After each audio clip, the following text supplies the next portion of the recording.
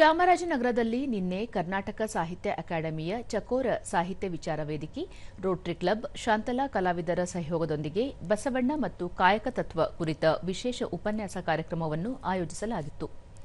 ಈ ವೇಳೆ ಜಿಲ್ಲಾ ಕನ್ನಡ ಸಾಹಿತ್ಯ ಪರಿಷತ್ತು ನಿಕಟಪೂರ್ವ ಅಧ್ಯಕ್ಷ ಬಿಎಸ್ ವಿನಯ್, ಶಾಂತಲಾ ಕಲಾವಿದರ ಬಳಗದ ಅಧ್ಯಕ್ಷ ಅಬ್ರಹಾಂ ಡಿಸಲ್ವಾ, ಕರ್ನಾಟಕ ಸಾಹಿತ್ಯ ಅಕಾಡೆಮಿಯ ಸದಸ್ಯ ಸಂಚಾಲಕ ಪ್ರಕಾಶ್ ರಾಜ್ ಮೇಹು, ಹಿರಿಯ ಸಾಹಿತಿ ಕೆ ವೆಂಕಟರಾಜು, ಕೇಂದ್ರ ಯುವ ಸಾಹಿತ್ಯ ಅಕಾಡೆಮಿ ಪ್ರಶಸ್ತಿ ವಿಜೇತ ಸ್ವಾಮಿ ಪೊನ್ನಾಚಿ ಸೇರಿದಂತೆ ಮತ್ತಿತರರು ಉಪಸ್ಥಿತರಿದ್ದರು.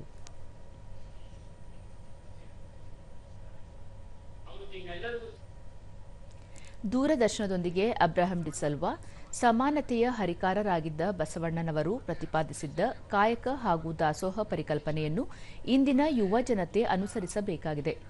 ಸಮಾಜದಲ್ಲಿರುವ ಅಸ್ಪೃಶ್ಯತೆ, ವರ್ಣಾಶ್ರಮ, ಅಸಮಾನತೆ, ಲಿಂಗ ತಾರತಮ್ಯದಂತಹ ಅನಿಷ್ಟ ಪದ್ಧತಿಯನ್ನು ತೊಲಗಿಸಲು ಸಾಧ್ಯವಾಗಲಿದೆ ಎಂದರು.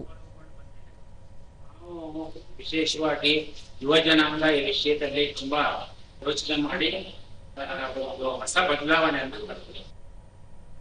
ಬಿಎಸ್ ವಿನಯ್, 12ನೇ ಶತಮಾನದ ಕ್ರಾಂತಿಕಾರಿ ವಚನಕಾರ ಬಸವಣ್ಣ ತಮ್ಮ ವಚನಗಳ ಮೂಲಕ ಸತ್ಯ ಹಾಗೂ ಶುದ್ಧ ಕಾಯಕ ಮತ್ತು ದಾಸೋಹಕ್ಕೆ ಆದ್ಯತೆ ನೀಡಿದ್ದರು ಎಂದರು. ಭಾಷೆಯನ್ನು ಬಳಸಿಕೊಂಡು ಸಮಾಜದ ಎಲ್ಲ ರಂಗಗಳಲ್ಲೂ ಒಂದು ಕ್ರಾಂತಿಕಾರಕ ಬದಲಾವಣೆಯನ್ನು ತಂದಂತ ಕಾಲ 12ನೇ ಶತಮಾನ. ಬಸವಣ್ಣ ಕೇವಲ ಒಬ್ಬ ವ್ಯಕ್ತಿಯಲ್ಲ, ಆತನ ನೇತೃತ್ವದಲ್ಲಿ ಲಕ್ಷದ ಮೇಲೆ 96,000 ಜನ ಶರಣರು ಕಲ್ಯಾಣದಲ್ಲಿ ಕ್ರಾಂತಿಯನ್ನು ಮಾಡಿದ್ರು ಅಂತ ಇತಿಹಾಸಗಳು ಹೇಳ್ತವೆ. ಪ್ರಕಾಶ್ ರಾಜ್ ಮೇಹು, ಕರ್ನಾಟಕ ಸಾಹಿತ್ಯ ಅಕಾಡೆಮಿಯು ಚಕೋರ ಕಾರ್ಯಕ್ರಮದ ಮೂಲಕ ಪ್ರತಿ ತಿಂಗಳು ಶಾಲಾ ಕಾಲೇಜುಗಳಲ್ಲಿ ಕನ್ನಡ ನಾಡಿನ ಭಾಷೆ, ಕಲೆ, ಸಾಹಿತ್ಯ, ಸಂಸ್ಕೃತಿ ಕುರಿತು ಅರಿವು ಮೂಡಿಸುವ ಕಾರ್ಯಕ್ರಮಗಳನ್ನು ಆಯೋಜನೆ ಮಾಡುತ್ತಿದೆ ಎಂದರು.